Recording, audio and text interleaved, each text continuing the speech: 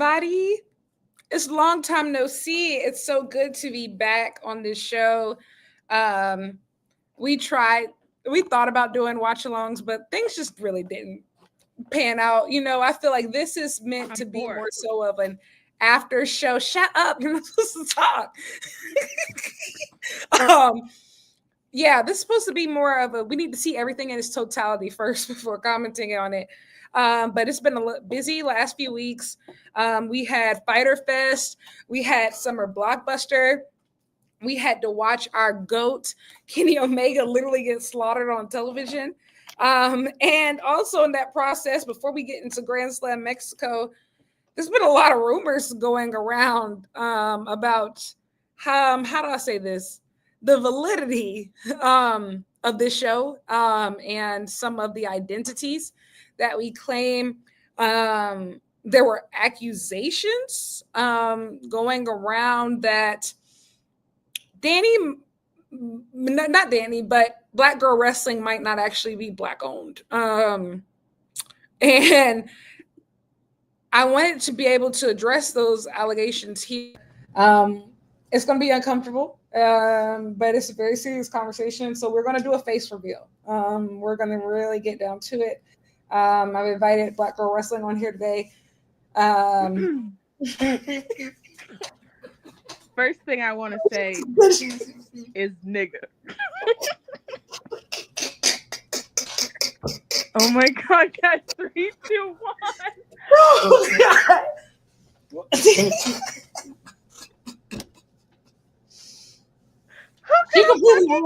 That is not what we planned. You ruined the reveal. Thanks for ruining the reveal. It's not funny anymore. Oh god. But yes, guys, it is true. My name's Dani. I am Black Girl Wrestling. I'm a black girl. Black. Contrary to popular belief, I am not MJF. That also came up today for some fucking reason that Black Girl Wrestling was MJF. She's not. I will say, I've seen the internet come up with some crazy theories, but that gotta be. Where the fuck did that come from? Like when I saw people say that to you, I said, "Do they know this Dani? I said, "Have they been watching?" It's the most open, unsecret ever. It ain't never been no secret. Nigga, we do the show each and every week. Grass is green, water is blue, Dani is black. How about you? It's just more so, And can you imagine the audacity to have something called Black Girl Wrestling? And we've seen it before. Do you remember that Twitter account, Emo Black Thought? Do you remember that? And it ended up being a cosplay. It's happened. So I'm not going to say it's completely out of left. Emo Black Thought. I'm not going to say it's completely out of left field because it has happened. I just thought it was funny because here's the thing: if you had somehow pulled the wool over all of our eyes, we really would have had to hog tie you because you would have said some crazy stuff. Oh my god! If I wasn't black, y'all would need to lock me up. There would be you wouldn't have a word bigger than exile for what would need to happen to me in wrestling. No, yeah, we have to get you. Guys, and I want you to know it was separate people that have been saying this. And I don't think they're kidding. I know some of the stuff you say, I will say, is so outlandish. It's like, there's no way. They're like, who's behind this account, bro? Who's behind this account? I don't feel like I've said anything crazy on the internet ever.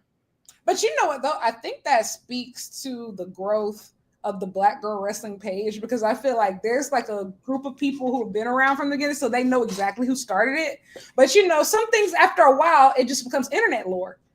And nobody knows how you got there. Like, yeah, I don't know. I just before we got into that, that's the wildest thing I've ever seen.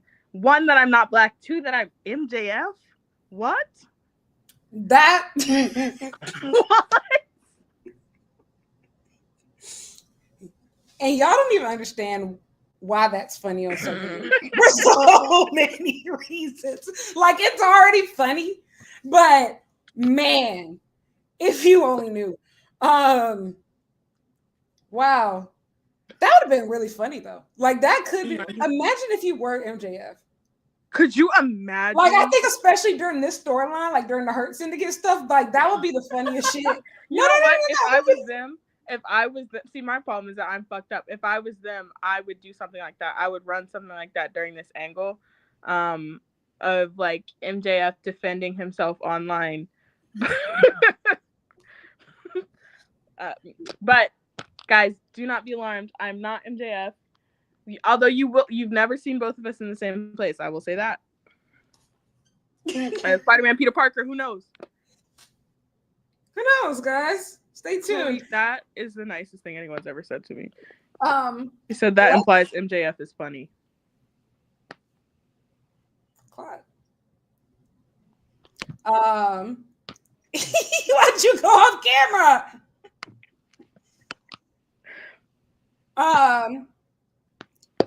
I'm gonna save this question somebody just put in for like towards when we get to that part of the show, because there will be a Mercedes section of this show. I gotta.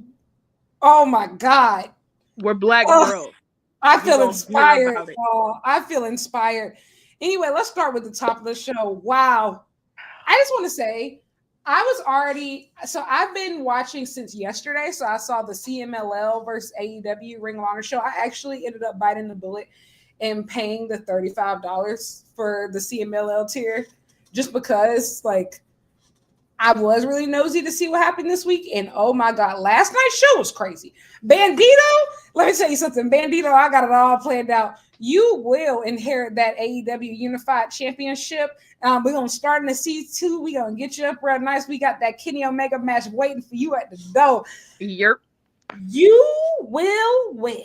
I just want you to know this is going to be a really great time in your career. Just buckle up, buddy. We're taking the luchadors to the very top. Also, hey, baby, get behind me because more toes. Like I said, we have a full Mercedes celebration section of this show that's coming. But yeah, Bandito versus Mascara Dorada last night was excellent. I didn't get to see it because I'm poor. But I'll try to hook you up. You're a criminal?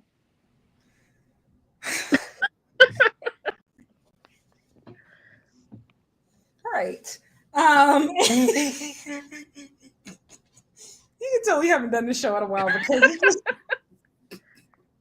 Anyway, I was already hyped up, right? Like I was already hyped up off the novelty because the camera quality was really good. The sound was really good. And if you've ever watched an Arena Mexico show, the sound is typically shit. So everything was really good. And then Hangman's music hit, and I said, oh my God. Y'all, I think the fact is, I want to talk about real aura. Like real aura. The man didn't even wrestle tonight. He opened and closed the show, got the pop of a lifetime. He did a full promo in Spanish. Hey. I heard that and I said, oh, mi campeón. I said, Dani's somewhere melting. Oh my God. I was sitting there. Oh, I can't speak my truth on the internet because it's public and permanent. Dear fucking God. I said, oh, Dani's melting. Oh, I thought God. I was doing bad, but like I said, bro, Hangman, it just made me think about if any other wrestler, and I'm gonna be honest, I'm fake, so it has happened with other wrestlers. If any other wrestlers had like a 3-year downswing the way the Hangman did, I would have probably got off the boat. You know, just like that. I talk about giving up. He's never going to win again. It's never going to be anything. It's never going to be light in the world ever again. He's the only person who could have ever gotten me to weather that storm And he's the only person who could ever convince me to do it again. I'm with you, girl. I don't Hangman, care until the how many wheels fall times off. I have hitched my wagon to a star, baby. I It's you and me. I see why they treated you the way that they do, Hangman. I see why they was jealous of you. I see why they envious of you when you say stuff like you don't take advice. Why? Why would you take advice? You him. He's already him. The only person he ever needed to take advice from was Kenny God Omega. And I would also like to say, Hangman is, I can't even, Kenny Omega has the greatest wrestling disciples ever. He is giving birth.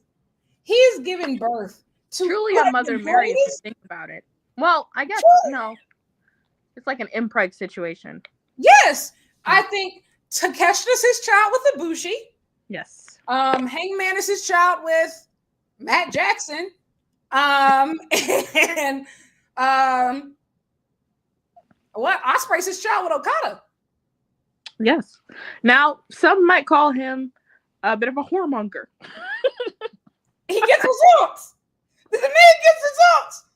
I mean, if you saw Takeshita over the last week wrestling, oh my God, Takeshita this past week, like Takeshita this past week, Hangman tonight, obviously Ospreay every day. Oh my gosh. Yeah, bitch, that's a mother. Like, can I speak on Hangman really quick? This one I am gonna say in Spanish because I don't need everyone to hear it. Okay. Vale. Primero quiero decir, Hangman, eres mi campeón ahorita y para siempre. Pero también quiero decir que hay otro hombre que trabaja en otra compañía que ahorita está viviendo las cosas que has dicho. Él dijo que fueron mentiras, ¿ok? Obviamente no fueron mentiras, porque hay otra persona que dijo que nunca haré las cosas que está haciendo. The Saudi Show. ¿Ok? Entonces, sígame. Siempre estoy a tu lado.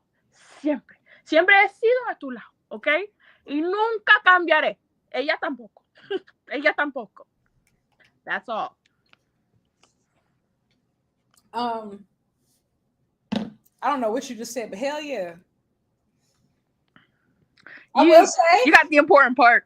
I will say though, Hangman doing that promo that he did tonight in Spanish to the Mexican audience in direct comparison to that announcement for that Saudi show spoke volumes. And maybe that's probably a nicer version of what you just said. It spoke volumes. And I'm so glad. And it's so crazy. I had been out of AEW for a while. And not because like I didn't like it or anything. I was just out of wrestling for a while. Like when I watched All Out 21. But like I just been basically out of wrestling for a while. And I got back into like it full time, Double or Nothing 2022. And I remember at that time thinking like, I love Punk. And I wanted to be like, because I was a huge Punk fan growing up. But I was like, I don't think I'm ready for the Cowboy to drop this title. I was on it. I said, I don't think that. And it's nice to know that even then, even though I wasn't like super like locked in, I was always right. Trust your instincts. Absolutely. What a time, man. That's crazy. Also, too, Hangman, part of this redemption, we do need you to start doing some of these international shows, though. I do want to see you suit up in Arena, Mexico, very soon. And working boots on. You're going to be world champion. And you're going to be back in New Japan, so we need you doing a little bit of everything. I put the word out today. We need you versus Tanahashi at Forbidden Door. I want to see it. I like to see it. Somebody also, I would like to say, this comment in the chat, somebody said Hangman is Cody's child with Omega, unfortunately. And this one, Cody left to pick up cigarettes. He didn't raise that baby. Now, this made me giggle today. I want you to know that. Okay? No, someone else had a great one that also said, how do you say Jay White don't count, but yes, he does have a grandchild. Kyle Fletcher is his grandchild, Kenny's grandchild. Jay White is like the weird cousin. He raised him. He didn't give birth to him though, and you can tell it's a difference. You know. Never changed the last name. Never got adopted. Yeah, you know. He's very Jon Snow and Ned Stark. If you're picking up what I'm putting down. Yes. Then we got into the 10-man tag. Listen, they saw Adam Cole. They thought it was 2017 again. I said, "Oh, hey, I love Adam Cole. I've cut on this show and I said I would never switch up on him.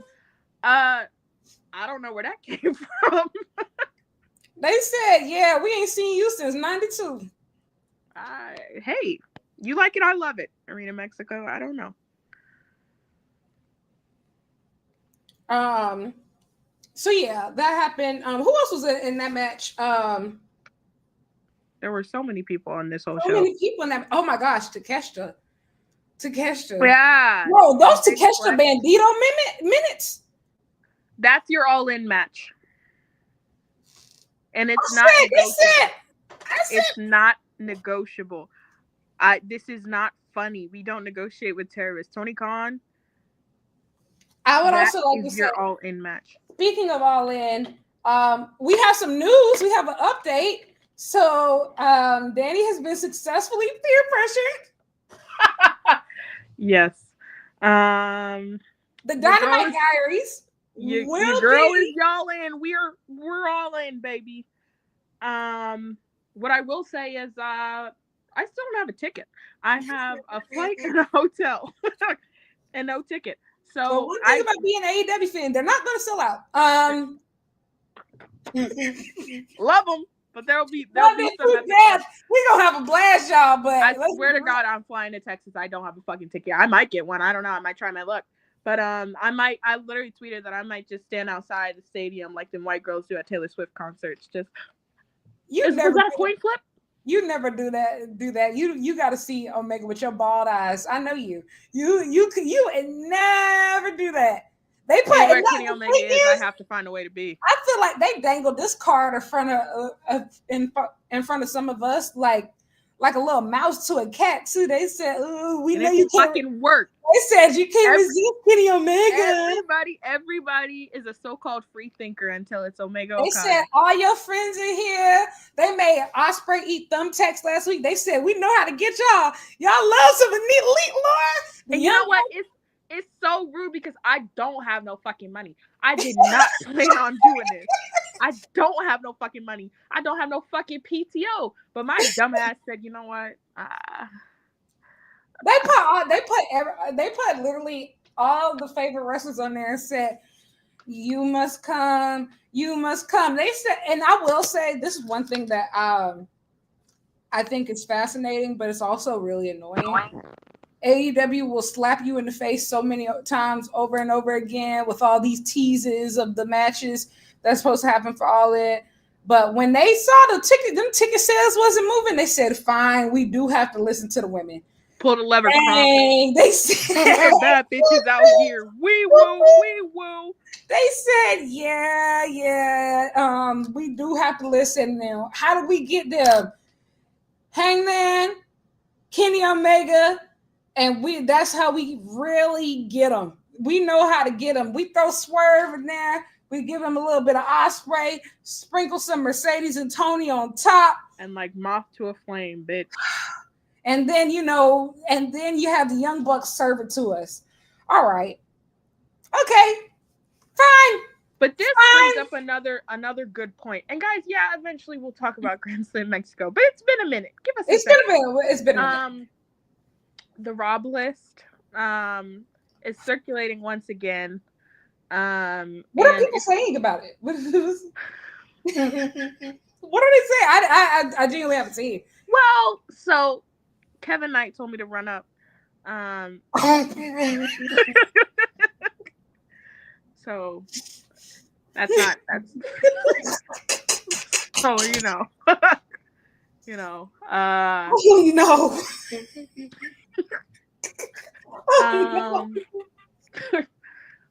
Shouldn't have won that 100 bands. And that, anyway.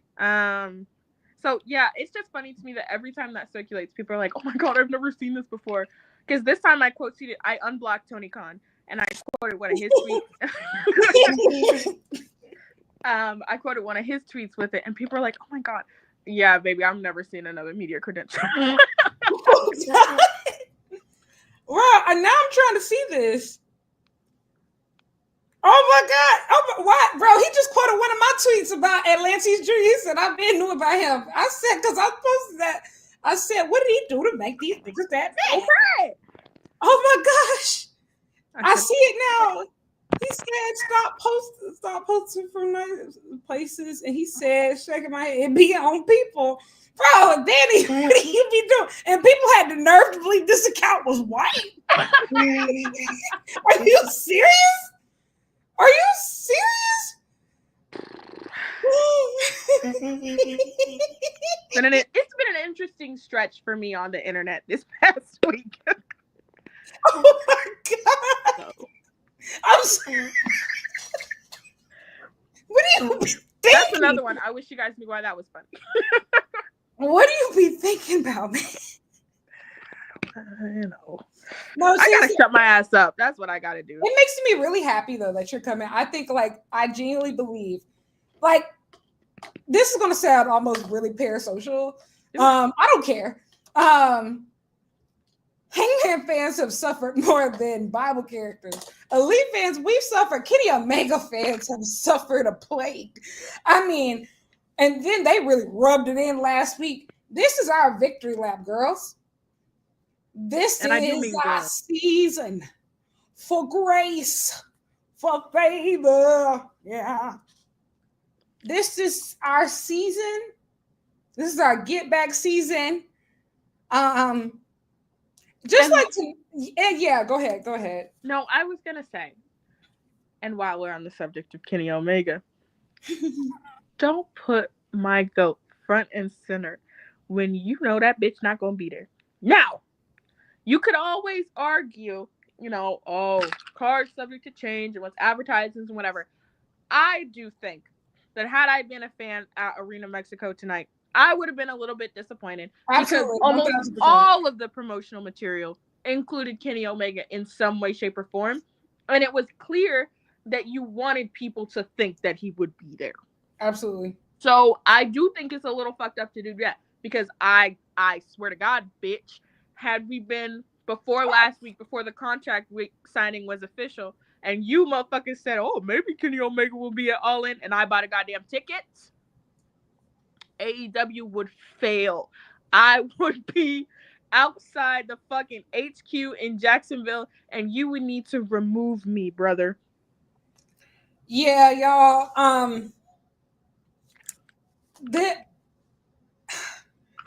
I have so many feelings right now.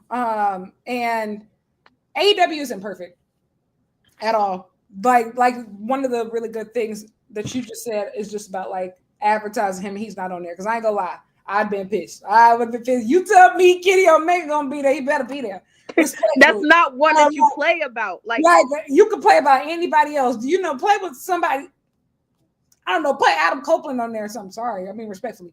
I don't. I'm just saying, you can. It's a lot of names you can play with. I swear to God, you could look up and down that roster and tell me everybody's going. They didn't play about either Kenny Omega or Ospreay.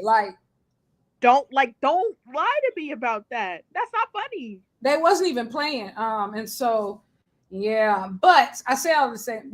It was just. I mean, it really was a really great show. There's different things that I might pick apart about it. For example, the lack of women's action. But I'm gonna be honest, I didn't expect much of the women's stuff just because if you've seen an actual CMLL show, they only really have one women's match a show. And I'm gonna be real. Typically, it's either on the pre-show or they start with it.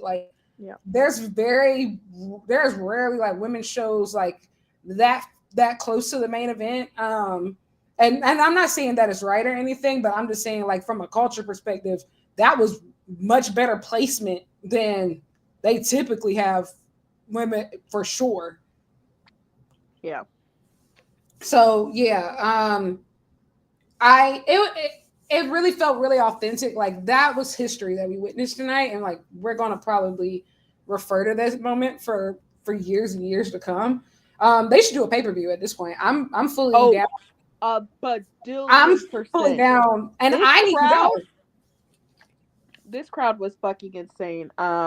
And I loved it. I had no doubts that there was not a single seat in this house that was not occupied tonight. So I had no doubt that the crowd was going to be crazy. Man, I'm getting ahead of myself, but Mistico.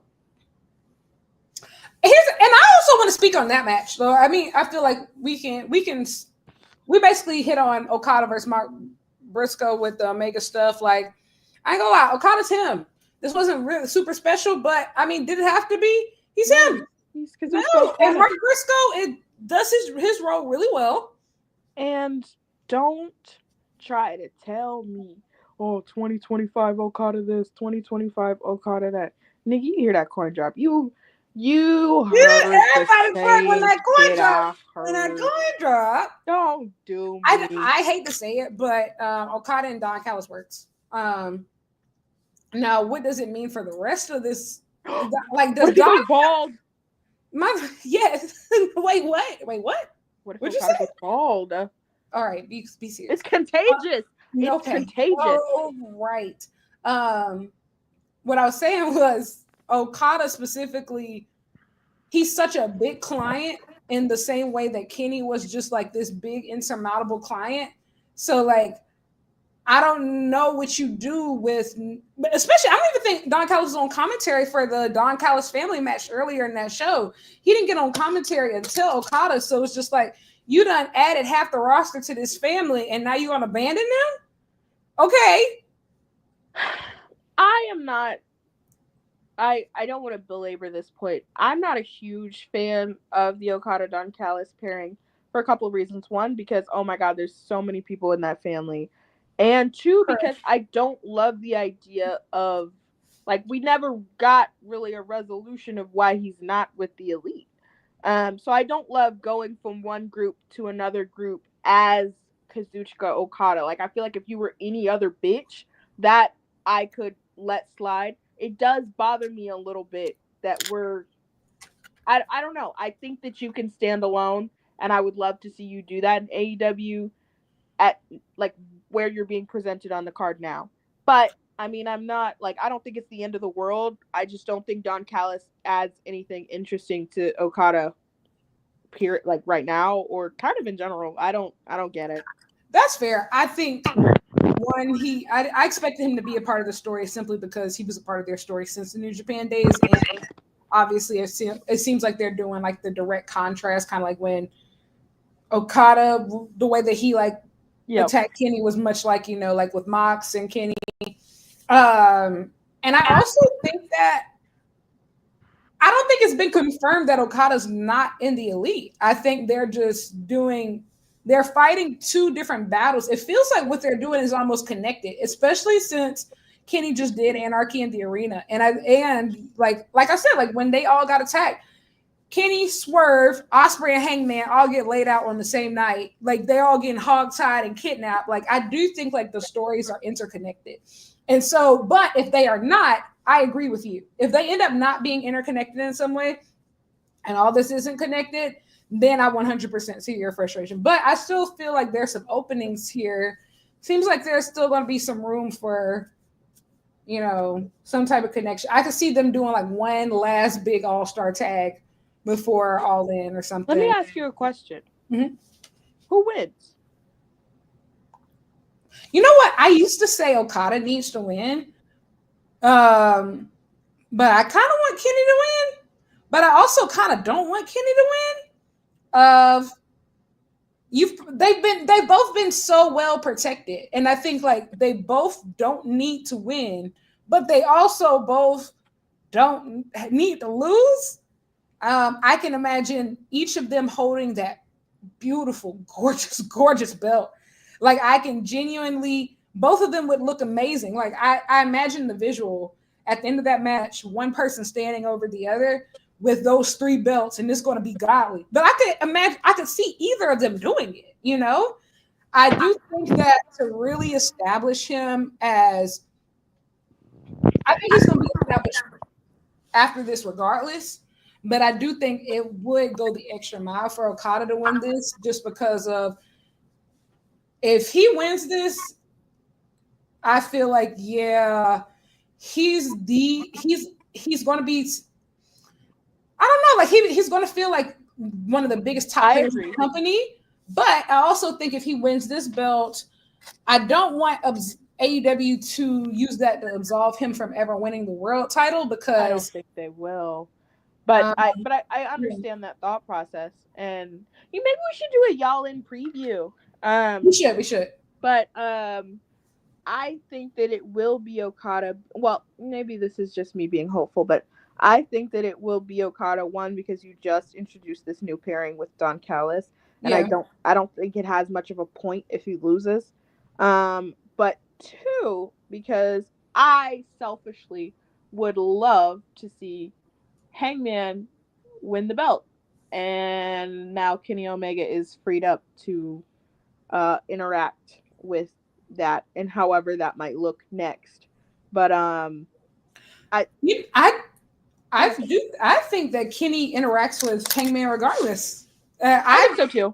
I do think that happens regardless. Now, are they opponents or are they friends? I think that's what is determined by who wins, you know? Yep. But either way, I need my picture of them holding them titles together, and as Excalibur closes out the show, good night from AEW, the home of professional wrestling. And then it's gonna zoom in. It's gonna zoom in on them. Y'all, we just gotta stick the landing. We got 23 more sleeps. 23 more sleeps. I gotta get a fucking ticket. Sorry. Well, we'll get you a ticket. Are you a criminal? Huh? Are you a criminal? Stop doing that. Stop doing that. Okay, I'm done. Oh my gosh. But yes, it's not talking about Okada. But getting into, what did we talk about? Oh yeah, MJF versus Mistico. Listen, I know there are going to be a lot of mixed reactions on this, right? But this was great. Like, I genuinely feel like this was great. Of just CMLL audiences, specifically Arena Mexico audiences, tend to be, I don't want to say like, tend to be a lot more casuals, like in the sense of they bring in like a lot of casual fans who aren't like super obsessive. They just really believe in like, who's the good guy, who's the bad guy, heal it up as much as you want, babyface up as much as you want. They understood the assignment for this crowd, and it clearly paid off. Of just, this was one of NJF's better performances.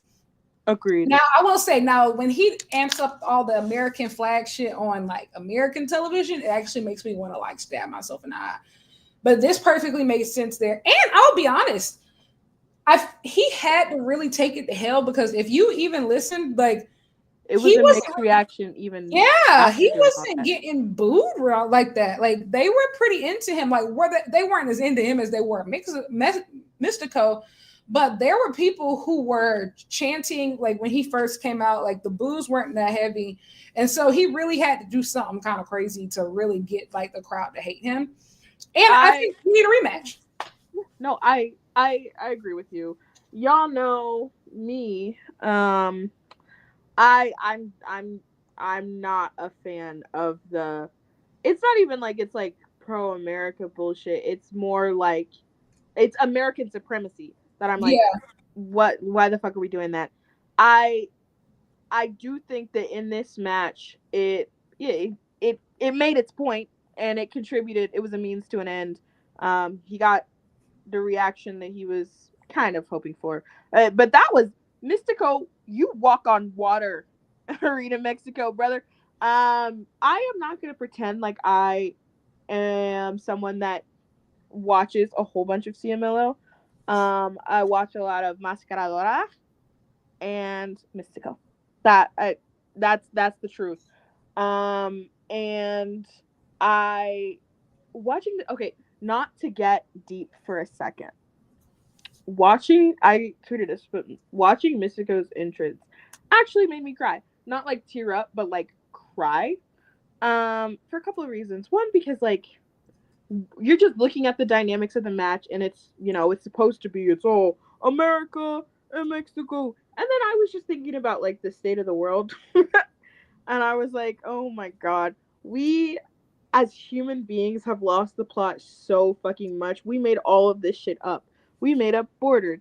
We made up these divisions. We made up all of this bullshit.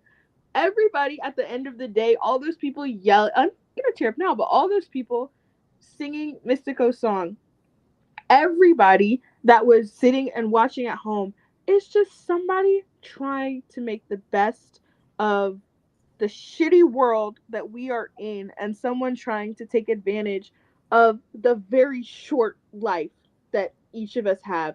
And people are just trying to have fun and to be themselves. And it really got me like really fucking emotional. So it was one of those things where I was like, oh my god, I feel like I was having fun suspending disbelief, and then I was like, oh my god, the world is, oh my god. It was genuinely moving. Like it's genuinely chills inducing. Rich said something that I thought was really important, and I'm going to read the tweet. He also said he had tears in his eyes, but he said, I thought about him coming here and being Sin Cara and how that went, then how they responded to him there. This shit's fire, man. He got to beat America. America failed him, and America failed us. Like, that was super full circle, especially of his WWE run didn't go well. But I think like that's obviously a metaphor for just a lot of things, like, in this country. And to finally get the reaction he deserved in his way, being his most authentic self, I think was really powerful. And like just being able to be a part of that, witnessing that part of history of, like I am such a fan of like learning about other cultures, through wrestling. Like wrestling, it reminded me like why I love this so much and like why it's always been such a huge part of my life and connecting to different people of just there's nothing like this wrestling shit. I don't care what sport it is. I don't care if it's a movie. Nothing normalizes bringing people together across language barriers and racial barriers. Like this is a gift. Like, like this is a special gift. We say like, oh, I want to see this person from Boston wrestle this girl from Mexico, and I want to see this guy from here wrestle this guy from there, and I want to see Bandito. Yeah, exactly. Well, you get to see somebody like Takeshita of somebody though, but like think about it. He's wrestled in 3 different countries this week. 3 different countries this week. A Japanese man. You go in America, you the man. You go to Japan, you the man. You go to Mexico, you the man. Kyle Fletcher's from Australia, wrestling from in all these different places. Of this is what it's all about. But somebody like Hobbs, that nigga from Oakland, and they out there cheering for him. It's crazy how this transcends boundaries, And I just want to add, like, I was someone that AEW really did expose me to so many different companies and to so many different performers across the world. And I know that was a huge part of the original, intention of the company. And I don't know if other people experience the same thing, but like mission accomplished. Like every collaborative show that AEW has ever done has introduced me to someone or to something or to even just a different place, Like I started watching New Japan because of AEW. I started tapping into Rev Pro because of AEW. And that's not to act like AEW is the end all be all or you couldn't it's a gateway drug beforehand, but like it really was an access thing. Like what you don't know what you don't know, Absolutely. And so it was just really cool to see something like tonight come to fruition. I have to imagine it was really cool for people like the Bucks to be, to have a show like this come to fruition. I think hearing people like Tony Schiavone, who's had such a long career, say like, this is the first time in my career I've ever done anything like that. Imagine being in your 70s and being able to say you're doing something for the 70s. First time after you've seen it all. Is he in his 70s? Oh no, I feel like that's Wait, hold on. I think you might have just given that man a couple extra years. 70s? Oh, he's 67. My fault. But still, imagine being that old and still being like, damn. It's close. You said, imagine being that old. Girl. Oh, like imagine serious. But I'm just saying, in wrestling years, yes. Come on. Like imagine after everything you've like experienced in your career and still trying new things and like being able to like learn new things. There's guys as young as somebody like Daniel Garcia, and there's guys who are like in their 50s. Like even seeing people like the Hurt Syndicate, like after following them in WWE, seeing them and like it was just super cool. Like it was just super duper cool. And I can only imagine how that felt for kids who are like watching, or especially kids who directly identify with that culture as their own, and seeing those lucha masks on screen, and like even hearing stuff like Bandito's mask are already sold out of. This representation is important. And I think, like, don't get me wrong, I think a lot of times we as Black fans sometimes we're always talking about representation because we feel left out, which is completely valid. But even putting yourself in the shoes of how other cultures feel, I think especially in a time where you got like hell in WWE, they pushing a white man in a lucha mask more than actual luchadors, and that's just the truth. And their fans are eating it up. I think it was so important, and also to see the CMLL talent actually win, or like actually win on screen, like on an AEW show.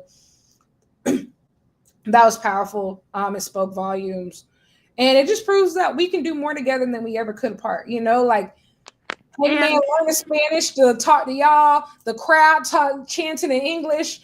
Like, this shit is beautiful. Cowboy shit is universal. By the way, this is beautiful, and it's why AEW is important, and that's why we have to preserve these companies, not just them, but all these companies. Like New Japan needs to stay Japan owned, like CMLL needs to stay Mexican owned. AEW needs to stay privately owned. Like monopolies are terrible. Oh my god! Awful. And you know what else is terrible? Ice. Shout out to Brody King. Because. Man, fuck Ice. Me and my niggas. Never mind. That's something I can't put on the internet. But my point being, you just look at the state of the world and you look at the cultural divisions right now and the propaganda being pushed to Americans about those in Mexico and those transitioning from Mexico to the States. And I like a show like this is just incredibly powerful to me without getting all woke and shit. But I was born to be woke.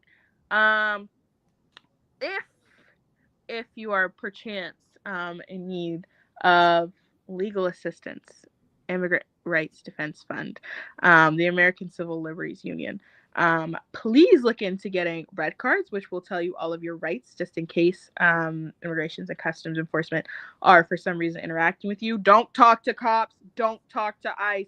Get a warrant. Anyway, I'm done. No, that's just a reminder, y'all. Dani's like really smart. And she knows all. No, seriously. She knows literally everything about everything. Follow her lead. And no, like I think that was really powerful to make that statement on television, especially in Mexico, of just because I feel like a lot of times, like how do I say, especially like when it comes to wrestling, Mexico, and as we saw probably with Worlds Collide too. I didn't watch the show, but I did hear about at least like the vibes were pretty cool.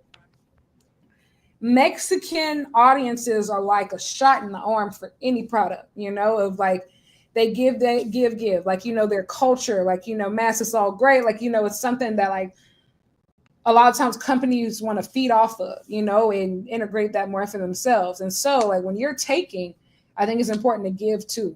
And making that a statement of that abolish ICE on national television from Arena Mexico, that was powerful. So shout out to Brody King for being on the right side of history on that one, because yeah, man, it's been a rough few months, like of just wait, MJF got attacked at the airport? That's funny. Wrestling is bad. You know, hey man, Mexico really don't play because Don Callis got knocked out at that AAA show because that's true. That's why he got that scar. That's because true. They was really mad. And you know what? That really crossed my mind because I was like, if he beat Mistico in this match, they gonna rush the ring. They gonna hog tie him. They gonna hog tie this nigga. Yeah. Hey. They gonna hog tie him. Man, y'all. Well, there it is. Anyway. Don't attack people. I don't know how to attack people. Where do we get the four-way match? Four-way match was really good.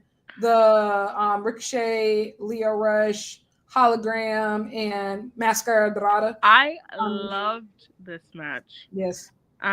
This match was probably what I most envisioned when they announced this show. Mm-hmm. Not necessarily the participants, but the style. I will say, Hologram, I have always liked Hologram. I have at sometimes found him to be a little bit predictable. Repetitive. You know, tonight, I feel like you were in your element. You were in your fucking bag. Major props to you. I think that's a really good point, too, think about the luchadors and honestly just the international talent in general. A lot of times they have to like adapt to our ways. And so it's cool to watch us, as in us, I mean like American audiences, adapt to their ways. Like, and even to kind of like goes back to the MJF Mistico match of like, some people are like, I don't understand this. I don't understand that. I don't like this. I don't like this. Because I feel like this was the first time when we realized, like, where I feel like audiences had to realize everything is not about us. You know, like, yes. Especially for us who are watching from America, this is not about us. Even two people like, not a lot of singles matches, so many like 6 men, 10 man, 12 man. Those are really popular. That's how it works. That's really how it gets down. You know, like UNA house.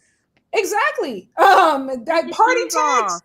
Like, you know, party tags are perfectly fine, perfectly normal. That's perfectly acceptable for a main event in Arena Mexico. Not saying that they don't do, you know, singles main events, but just as common are, you know, multi-mans.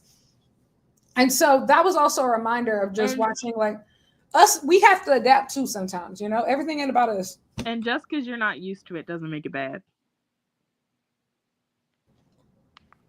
That's so true. Who won the Hologram one? I'm interested to see what they do with Hologram because I could have sworn Hologram and Commander were probably going to be challenging for the tag belts at All In, but Commander's not injured. So it's really interesting. Who just lost somebody? That's funny, baby. Yeah. Let me also say, Tony Khan, do you need like a tax write-off or something? Why are all of these matches for so much fucking money? I have a story about that, but I'll tell you later. Oh. 4 million pesos is crazy. 211 bands is crazy. Nigga, pay my student loans. You just didn't he do what was it? Top Flight won that $300,000. Yeah, like what the fuck? What? I like, you know what? I know he give good Christmas gifts. He give good what? Christmas gifts. Oh, you cut out. What did you think I was gonna I don't know. I don't know. That's why I was so stopped in my tracks, Your Honor. Yes, I know he gives good Christmas gifts though. So yeah. What was next? Was that Mercedes? Yes. Oh, we've reached, I think that was the entire show so far. Hangman promo. You talk about the 7-man tag? 10-man tag. Wait, there was another one in there? Was that the one with FTR and everything? Yeah. Yeah.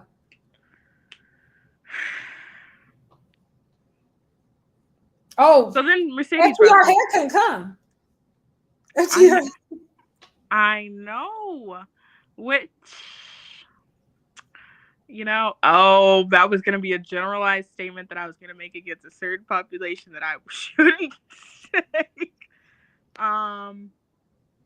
Hypothetically. You know what? Look, FTR hair, you made your bed. You no longer have to worry about commissary, but there are still consequences to your actions. Claudio, I'm sad to see that you weren't there. No, I'm not, because my glorious CEO made the boss call. Hey, two different things. I was more excited to see Beast Mortos just on like a individual level. Like, you know, I wish Claudio could have been there because I controversial take. I don't love him in the ring, but I think he's a good person. So I would have liked for him to be able to do something he would have liked to do. Anyway, Claudio's also been really good whenever he. Well, no, I was about to lie, but in those early, when he first got to AEW, he was really, really good. In Arena Mexico, he hasn't been as much so since this Death Rider stuff, but I'm just going to charge that to like the simulation. Yeah, nothing against Claudio. I actually really like Claudio. Actually, I think that's why this Death Rider stuff is really like been fucking with my brain, because I really do like Claudio. But unfortunately, like I said, my glorious CEO had to make the boss call. That was really dumb. But speaking of which, and I don't want to talk about this too long because like talk about other people's lives are weird. But wow, girl, you know how to keep something in the tuck. This was amazing. And also too, I was awake when the reveal really happened. It was like 2 a.m. And so I said, but you know what? I said, you know what? I'll unpack this tomorrow because everybody gonna be talking about it when I woke up. And that's exactly what happened. Some of the highest clicks that TMZ done got, they covering it in Tokyo Sports. I said, all I can say is mother. That's all I can say is mother. You know, you that bitch when you caused all this conversation. And I love when pretty people date. I love when pretty people find each other. Like, yes, that's it's where like, it's supposed to be. That we know you fine under that mask. I have never in my life doubted that. I've never in my life doubted that. Beast Mortos, Bandito, I know y'all fine. I know them too. Oh, absolutely. Look, a Bandito full on has a mask on all of the time, and I'm willing to admit that I have a crush on him. That's fine. And she's get a lawyer. I ain't gonna lie. Ladies, get your man a suit every time they talk crazy about you. We putting out all the defamation suits, the slander suits. Hello. Lock them up. Lock them up. Pro bono. You know, Beast Mortos was a veterinarian and then a nurse, and now this motherfucker finna be a lawyer. What the hell? He's just like me for real. If y'all knew my career trajectory. Y'all, Danny's insane. This guy is insane. Because what you mean you also so good at wrestling? I have to respect it. I would love to have a conversation with him. Unfortunately, I don't speak roar, but once I master that, it's happening. Y'all, he looked at the greatest of all time and said "rar," and she said, "Exactly." My sister said, "Yep, exactly." Yeah, he's literally Barbie, Jalen. Yeah, he said "rar," and she said, "Hop on the money train." I love her life, y'all. Mercedes, please, if you ever hear anything that I say, please don't go back. Please, please, please, please, please. To anything. Please, please, please, please, please, please. Oh, I was talking about WWE, but yeah. Yeah. Please don't go back. Please, please, please, please, please, please, please, please, please, please, please. I'm having so much fun. Yep. I know they hog time. I'm supposed to call her so many slurs on Twitter right now. I don't care. Y'all, this is amazing. I think of just the visual of her literally, the belts are falling off.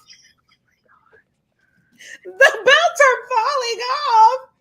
Yo, oh my God. The only person who has ever made me feel like this is Kenny Omega. That's it. Y'all know, please don't ever do no Hangman belt collector shit. I can't. Oh my God. Oh no.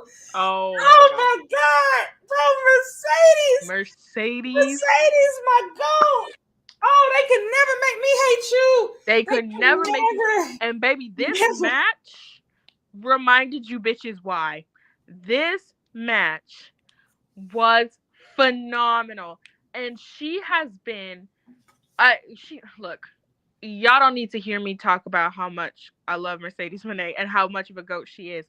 Her latest run of like 5 or 6 matches has been to remind you hoes just why she's 6 belts Moné. You fucking bitches. My heart is so full for a number of reasons. One, because she as an individual 100% deserves it, and she's been through the ringer to get to this point. And so yeah, I first of all, I love a good belt collector gimmick. I love it. I think it's fun. I think world domination is fun. I just think, and all of the things I don't like about belt collector gimmicks have nothing to do with the actual wrestlers.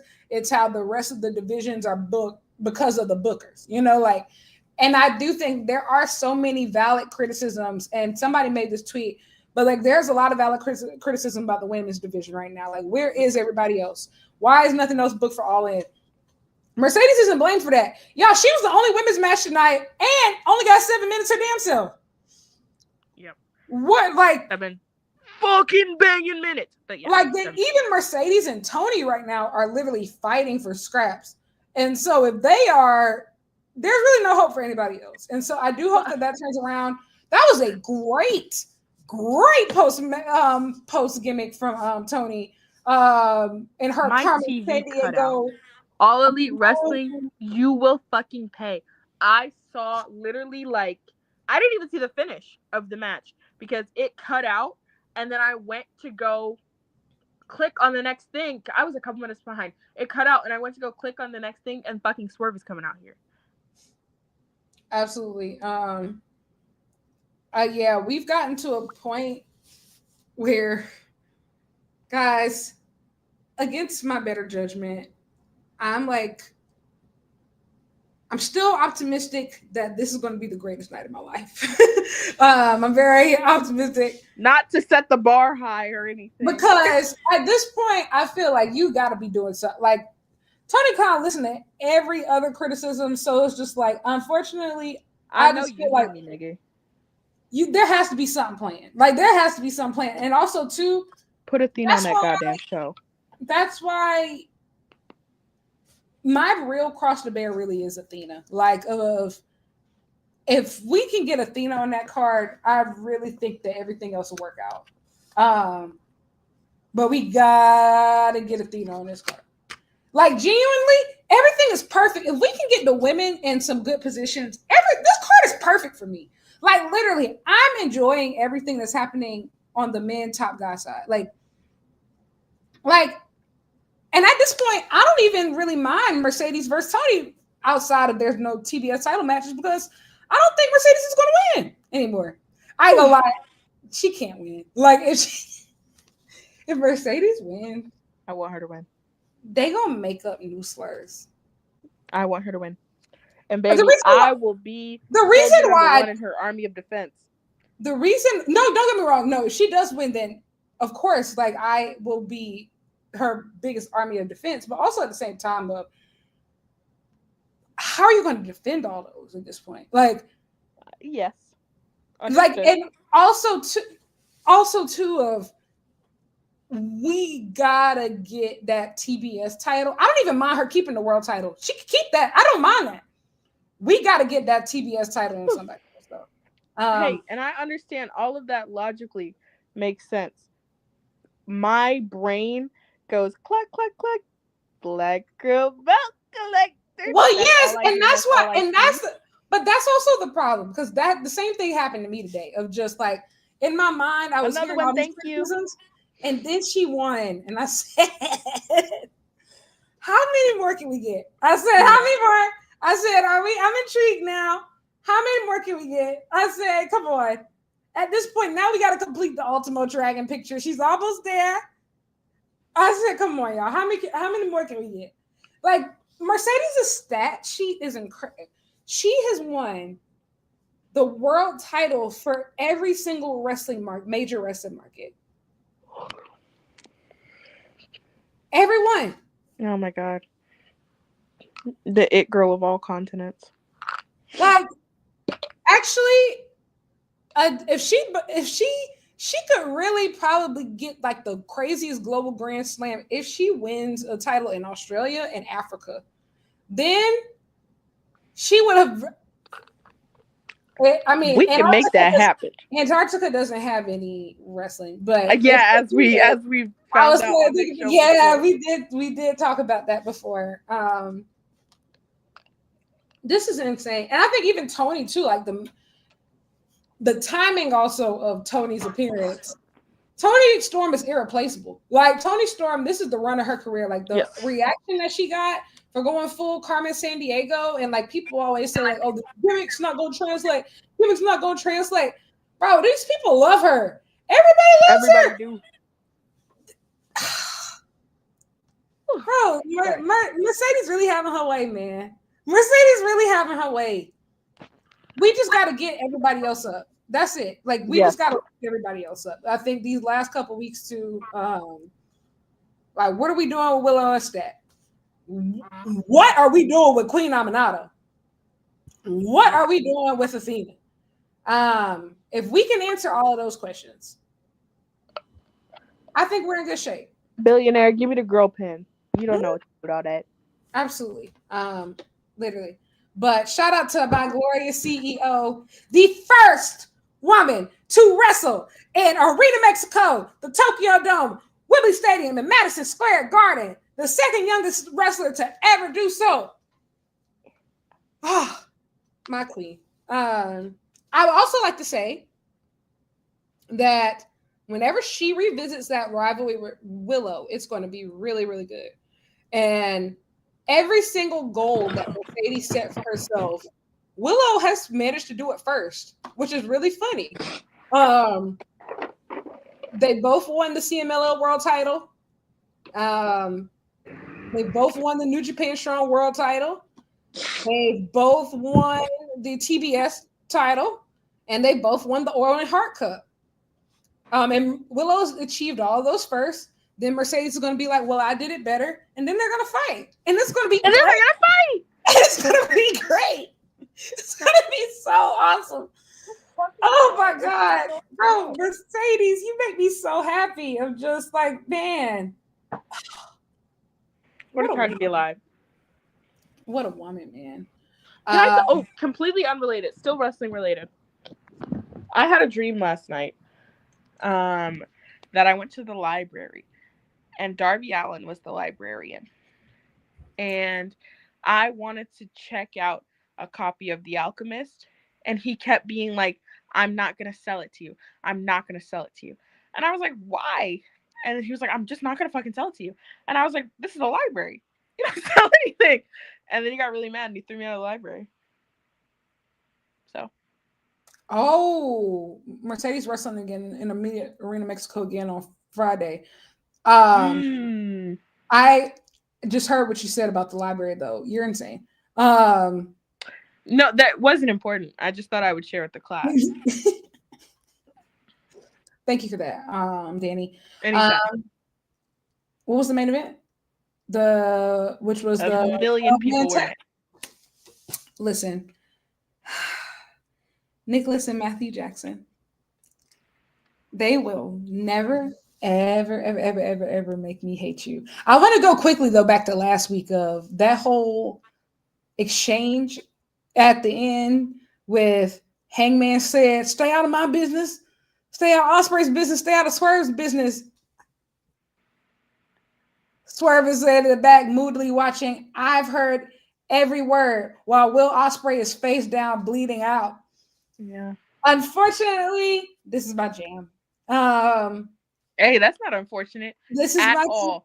Because one thing about me, baby, I'm an elite girl at heart. Y'all love to be like, oh, elite melodrama this, elite melodrama that. I live and breathe about that shit. I really, really do. Really get down. It get real serious. I don't play about the elite, bro. I don't. And they've added more people to it, guys. They've added more people to their melodrama. Ospreay and Swerve said, I like the way y'all tell stories real dramatic. I want to do that too. They said, add me, tag me in, twin. But can we be a group? They said, can we be a group? Can we be a group? Turn the wigs around, girls. Turn them around. Just trust me. Just trust me. I hate the Ospreay be smiling so much when he get to team up with his friends. Like the way that he was teaming up with Swerve today was the same way that he was when he teamed up with Kenny in Australia. Like, oh my God, look at me. You see, I'm with my twin. Hey, literally just like a yippee. He said, what? I'm with my twin today. We locked in, y'all. He said, yeah, me and my little friend. He said, all my friends are here. Oh, we so turned up, man. Listen, I feel like this was fucking banged. It did. It wasn't as like fast paced as I would say like the opening match, but this was more so all-star focused. And I felt like the opening match was slow. Really? Yeah. I felt it was a lot quicker. This one felt much more stars just being stars for me, which was great. Like even Mox, like I feel like he finally got like the heat that the Death Riders have been looking for. Like I said, like those Mexican crowds tend to be honing really much so on the heel face dynamics, and so the baby faces are super over. The heels are super getting like monster heat. It all worked out for everybody involved for the most part. Bucks in Arena Mexico, a bad idea. Oh my God, they hate him. I said he get the Shota Umino treatment. That's really who he is. Aww, you shoot her out of this. Are you a Shota Umino apologist? I guess a little bit. You don't watch enough New Japan to say that right now. If you watch this year, if you've seen what I watched, no. My defense of Shota Umino is strictly based on the fact that I think he is young enough to turn it around. Do I enjoy anything that he is currently doing or has done in the past? I won't give you a time frame, but has done in the past. No, but I think people sold their shooter stocks too early. It could be different. It could be different.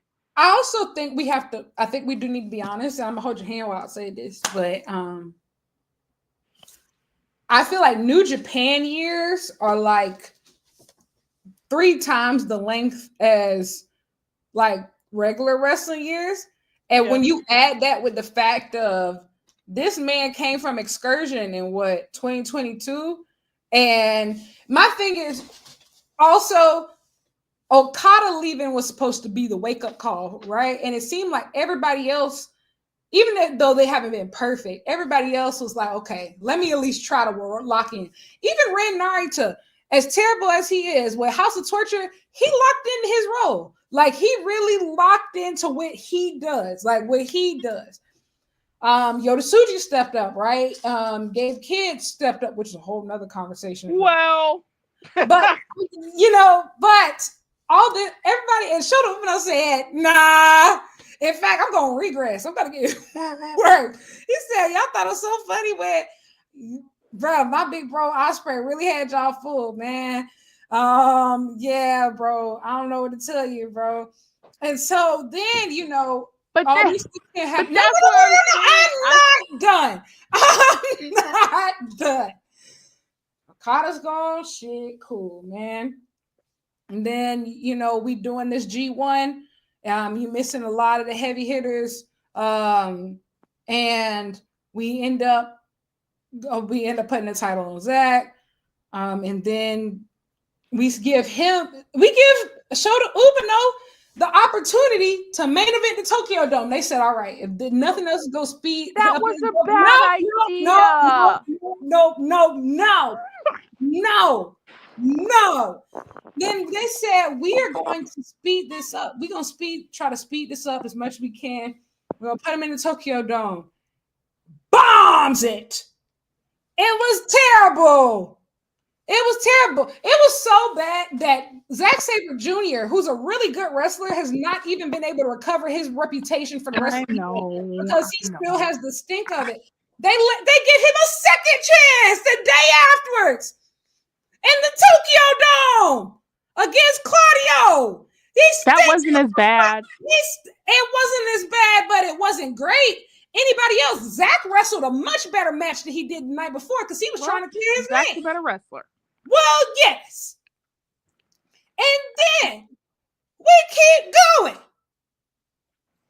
Then we get to he challenges Tanahashi. He beats my ace, and this is supposed to be a passing the torch moment. Flop. We do New Japan Cup. They put this little nigga in the finals. His entire run was trash. He gets outperformed by David Finlay. Hold on. Okay. Oh my God. David Finlay's had a great year until they put him in an evil match for Dominion. I just don't like David Finlay. I'm almost done. And then you can get your chance. You get your turn to talk. And then they said, you know what we're going to do? We're going to give him a world title shot at Windy City Riot against Big Goto. Because that'll really get him to the next step. A world title shot. And also, I want to go back to when we did Sakura Genesis the week before. They said, we're going to give him a match versus Tanahashi. Right? And everybody said, okay, this is going to be, he's looking a little heelish. Maybe he's going to do a heel turn. You know, after he done shaved his head, he got outperformed by Great O'Khan. 7 times, by the way. And we still don't see anything great. Then we get to Windy City Riot. Then he faces Goto. He has an okay match, gets outperformed. And I was there. I saw that with my own 2 eyes. But then Naito leaves the company. And so everybody else is just like, serving ice cream now. Yes. And you think that's old man, that's really going to get him. That's really going to get him. That's really going to pull the people together. That's really going to make everybody step up. Then everybody drops the ball at Dominion. How dare y'all? And this isn't just directed at Shota. This is directed at everybody. Gabe dropped the ball. Suji dropped the ball. What happened? Crazy. And now, okay, let me just say this. Let me just say this. My defense of Shooter is brief. Stop handing that nigga the torch. Well, yes, but he's the Lannis Jr., the Nippo baby. Yes. But I think my general point about Shota Umino is a similar point to what I say about, you guys are gonna don't pull out the 9. DG. So many people are willing to already put the stamp of like potential man on these people. And I think that they have shown you great potential at times, but I think it is too early on in either of their careers to say that it's over. That's all I'm saying. I'm not saying that it's over, but I do think people talk about Shooter like it's over. I feel like that's disrespectful to DG though. And the reason why I think that's disrespectful to DG is because one thing about DG, people might not be excited about his feuds or anything like that, but I genuinely believe that if AEW puts him in a big match, right? If they put him in a big match and they tell him tomorrow, go main event the pay-per-view versus Hangman tomorrow. He's going to give the best match of his career. He's going to, but AEW's never going to put him in no situation like that. Fair enough. But I don't understand how you could keep getting the ball, keep getting the opportunities, and you continue to, and I was a big Shooter fan, and I'm not saying that it's over, but the way to figure out what's next, I'll tell you what, is not to keep giving him opportunities, especially when he's been surpassed. Agreed. Now, what I will say, switching gears a little bit before we kind of wrap up, I guess. Yeah. Switching gears a little bit. Gabe Kid. Kenny Omega changed this broke nigga's life.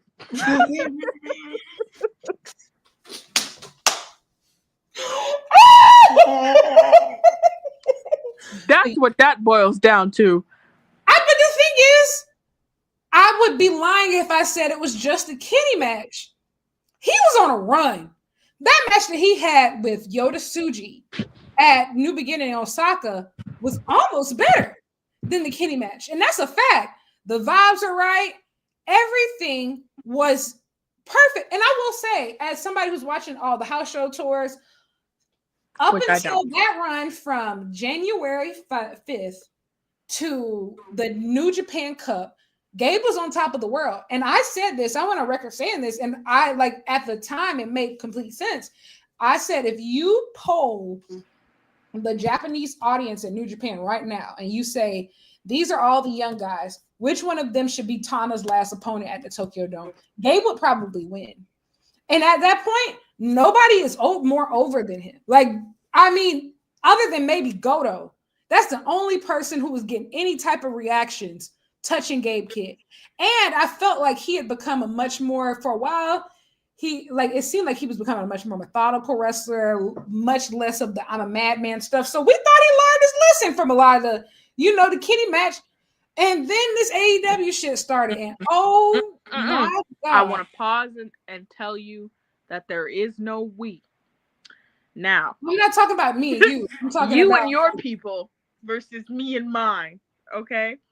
I am on record of saying I don't fucking like Gabe Kid. I said it. You and I had this conversation before he wrestled Eddie Kingston, and you were so excited about that match. You'd be like, "Oh my God, both these bitches are crazy. It's gonna be some shit." And I said, "I don't know. I don't trust Gabe Kid. I don't trust Gabe Kid." I was right about that. Now look, I do think that yes, Gabe Kid has shown us in that little stretch in that time frame that you're referencing. I don't watch as much New Japan as I used to, but everything I had heard and seen from Gabe Kid for that short span of time was positive. I did not trust Gabe Kid to be the next top guy. Now the problem that New Japan has, and we could, you know what, we should do a podcast about this too and about the G1. The problem that I have with Gabe Kid is that I think that he is unreliable. And that is, I lost my train of thought. That's the crux of my issue with Gabe Kid. Kenny Omega changed this broke nigga's life in a number of ways, but mostly because those of us who had maybe not been as tapped into New Japan for the last little bit looked at that match and said, wow, it could really be Gabe Kid. And then we kept watching, and now here we are. You know what's really funny and really fortunate? Sorry guys, my medicine is wearing off. What's really funny and cool is that AEW had a show with CMLL in Arena, Mexico, and somehow that leads us to talking about Gabe Kid in New Japan. And I just think it's really cool that AEW is that connector. Anyway, yeah, look, I will wrap up my thoughts on Gabe Kid there because he really irritates me. He really do. It's not even just the irritating. I just think that the Kenny match was excellent, right? Like, I think it was excellent. And I don't think it was just because of Kenny, because it was a completely different style of match than what we're typically used to seeing from Kenny. However, as you said, Gabe is incredibly inconsistent. And I think that he's not just asking to win a title. He's not just asking to, go win a G1 or something like that. He's asking to be the face of the company, right? Like, he's asking to be the ace. And he has not demonstrated that he's strong enough to be able to carry that weight. And I'm not saying that Yota Tsuji has. I'm not saying actually, all you niggas suck sometimes. Call Takeshita. I always have. I do like Tsuji a lot, but like, call Takeshita. Respectfully, I do. That's my answer. I think Takeshita should win the G1. and main And event. you know what? I want to give us credit for this because we said this last year. You in particular, we were having this conversation about Takeshita doing the G1 last year, and you said next year he needs to win. Yes. And here we are a year later, standing on it, Your Honor. We should win. That's really what it comes down to, and I think it's just really unfortunate because now more than ever, the company needs these guys, all of them. Like it's kind of like AEW in the sense of there is no one person can right the ship type thing. It's going to take every single person to pull their weight. You need Yota Tsuji to be great. You need Shota Umino to be great. You need Yuya to be great. You need Gabe Kid to be great. You need David Finlay to be great. You need all these guys to be great to really pull New Japan back up. And it's really unfortunate because I love New They Japan. were so hot at the beginning of the year. Like, you know, like they were so hot. Like I got on here and I said, New Japan is back, baby. We are so up. New Japan. Show of the year. It was. That's the thing. It was. New Beginning in Osaka was in my top 5 shows of the year. Wrestle Dynasty was a show of the year. Like, you know, yeah, we were hot. When New Japan is on, it is my favorite thing to watch. It when is. New Japan is hot, there's nothing like it, which is why it hurts even more when it's this cold. Correct. And so the G1, I need to really be enthused. And also too, like I do really hope that Gabe pulls it together because like I even read the comments on the Shoe Pro cover that just dropped. Weekly Pro Wrestling in Japan dropped it. He was on the cover and it says I am New Japan on the front. It's him holding the global heavyweight championship. And all the comments from Japanese people, and I'm translating them, they really believed in him. You know, like they really, and that's why I think it was so shocking and it spoke volumes when, even though he got like a really good reaction in Osaka Joe Hall at Dominion, it was nowhere near the reaction he got earlier this year at New Beginning in Osaka, which is proof that they were paying attention to what he was doing in that AEW run. And yeah, buddy. Never mind. I'm not even going to. It made no sense. It made zero sense. Ishii got more motion than you in AEW, huh? And your whole thing was I fucking hate AEW. I hate AEW. Now I'm a stooge for Jon Moxley. 2025 Jon Moxley? That's what you're hitching your wagon to? Yeah. I've never do anything with AEW. I'm a madman, bruv.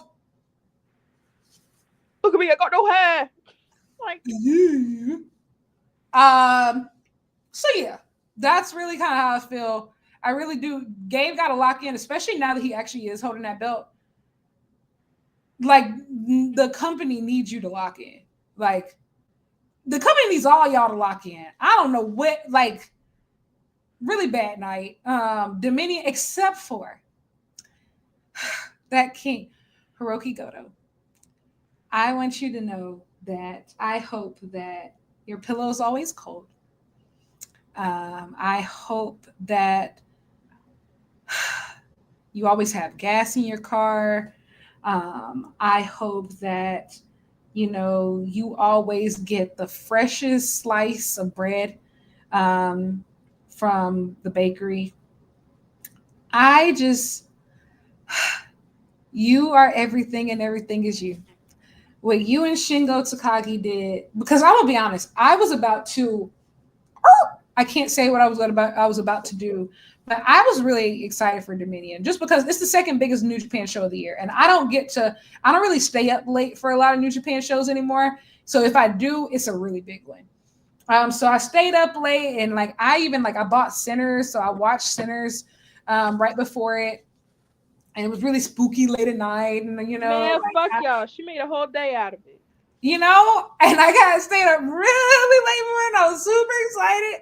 And then the crowd progressively got worse and worse. The card got worse and worse. And I said, oh, bro, it's almost 5 a.m. And I said, if something doesn't happen to make this all worth, except for my glorious, amazing Bolton L-Leg and Takeshita, you are amazing. Never talking to you. Never. The only thing that kept me kind of interested in the middle of the show. But aside from that, and Ishii and Taichi winning the tag titles, I was really disinterested. But then Goto and Shingo did what needed to be done. And I was able to turn off that show with a smile on my face, which I didn't think was possible at that point. Hiroki Goto at this point also, too, I love you, Zack Sabre Jr. You cannot win that belt back. Not right now.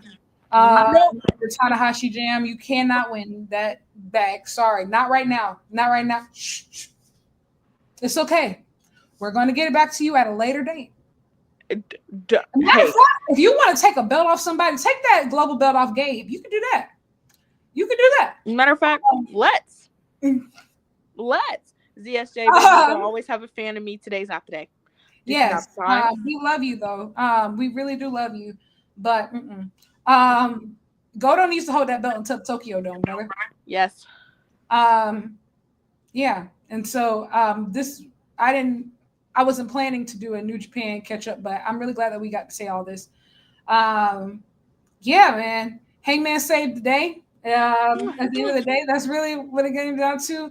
Everybody formed a line. Swerve sitting in the corner. Let's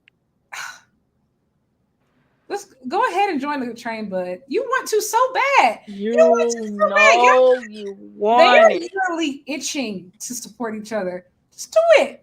Just kiss. Come on. Y'all love each other so bad. Everybody does it. Look at Ospreay involved in it. Come on, guys. Come on.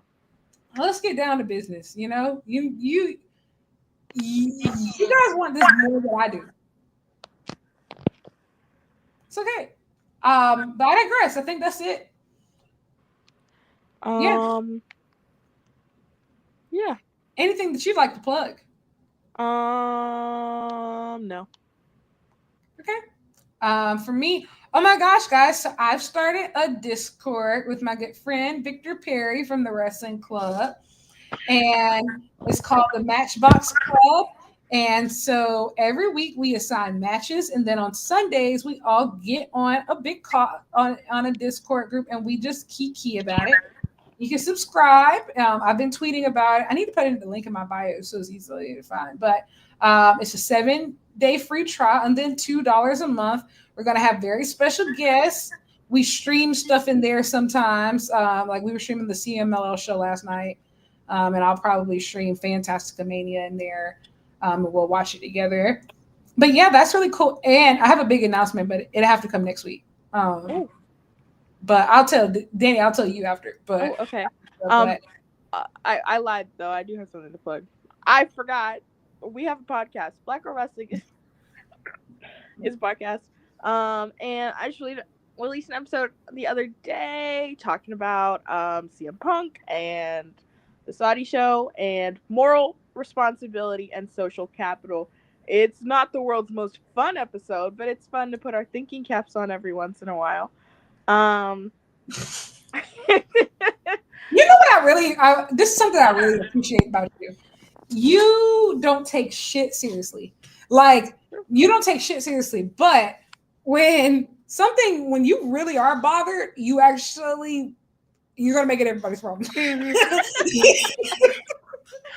That much is true. I've never been. You're really annoyed because it's a lot of stuff in wrestling. Like, even if you don't like it, you're just like, whatever, I'm over it.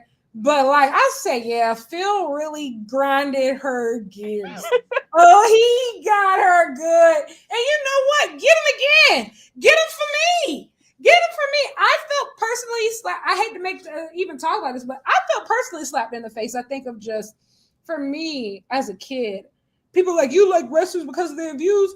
Yeah, I used to. I'm going to be honest, especially when I was growing up. Punk embodied for me this whole fight the power, fuck the establishment type of stuff. And for me, that meant everything to me. Like, I wanted to be just like him. I had a straight edge bracelet that I wore from 5th grade up until like my freshman year of high school. I idolized the guy. Like, you know, and I got off the train a while ago. This is kind of like just an aftershock, you know, but this was look, and like I talked about it for like an hour, but like the problem, and so I won't get into it too much. But that is exactly the issue. When you build your platform on being different, and you ask people, in a world in which character and reality are sometimes so easily separated, you intentionally conflated the two and had people believe that what they were seeing on screen was representative of who you were as a person. You wanted that. You wanted to assume that additional social responsibility. You put yourself on a pedestal when you tell someone to go suck a blood-covered cock. You're putting yourself on a pedestal because you're saying, that's something I wouldn't do because that's morally beneath me. So you find yourself in the position where either what you were saying then you did not mean, which would be antithetical to what you say your morals currently are and always have been, or you did mean it at the time, you do mean it now, but you're morally flexible enough to whatever dollar amount might come your way. Either way is not a great look for you, Chicago man. So, look, I have intentionally not been someone who gets very involved in CM Punk discourse and like whatever, brawl out, brawl in. I don't really give a fuck. Like to Lyric's point, if I don't care, I will tell you point blank I don't care and I'll move the fuck on. This I do care about because you told people to buy into you, and so many people did. So when people are disappointed, yeah, you got to hear about it. Why is it different that CM Punk did it when these other wrestlers did it? Because you said you wouldn't. Correct.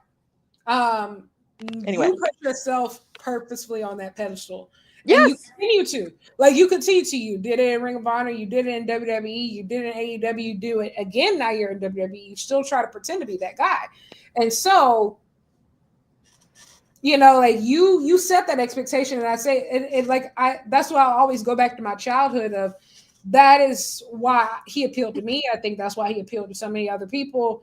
I think particularly to, like you said, to people who are different, to people who come from, like, you know, backgrounds that aren't being straight Christian white males. Yep. And you told people, give me that additional social responsibility. I want it. Absolutely. You've said that your whole career, and you've made a lot of money off of it. So you cannot be mad when women or LGBTQ plus folks are upset with you. And not just, look, I think that he has been on a hypocrisy train for the past 4 or 5 years. Correct. This is the climax, brother. This is it the is. Yeah. I was about to say, yeah, people try to bring Hangman into it. Listen, if this is what I can say. What I do know for a fact, even if I don't know him personally, I know for a fact he has shame. He never go, if he do something outside of the gimmick, he not gonna tell us about it. Yeah. He not gonna tell us about it. You know, when he pulled up on MJF and that car, he sure did trade in the Tesla that he used for, what was it? What is it called? It's an electric car. It was the big one. He put the horns on it. It starts with an R. I know what you're talking about, but I can't remember. Yeah, did that. Man deleted Twitter. Most of us still ain't good enough. We still ain't did it. You know, he deleted Twitter a long time ago too. He did. So Rivian, the Rivian. So you know, go ahead. I was just gonna say, wrestlers aren't perfect. I'm not asking them to be. A lot of them are terrible people. That's fine. Just the best thing that you can do if you know that you're doing something that the masses are going, just be quiet. Just be quiet. If you, and that's the whole thing. That's my whole thing with this tweet about the Miz. Like, if you knew there was a chance you could ever maybe go back on it, shut the fuck up. Shut the fuck up. Yeah, so for me, putting a pin in it, wrapping up, I guess, the whole show, Hannah Montana was right. Nobody is perfect. But baby, you gotta work it again and again till you get it right. That's that all. You know? Yeah. But yeah, it's a great night for my goats. Great night for me. Omega missed you. Who? Yes, we missed Kenny Omega. What you mean, He'll be back. Viva la Mexico. I don't know what to tell y'all. You can find all of us at our social medias, which are down here. I think I have an interview coming out tomorrow. Ooh. With an unsigned talent that I'm really high on. Me. I mentioned it before. Sure. Me, MJF.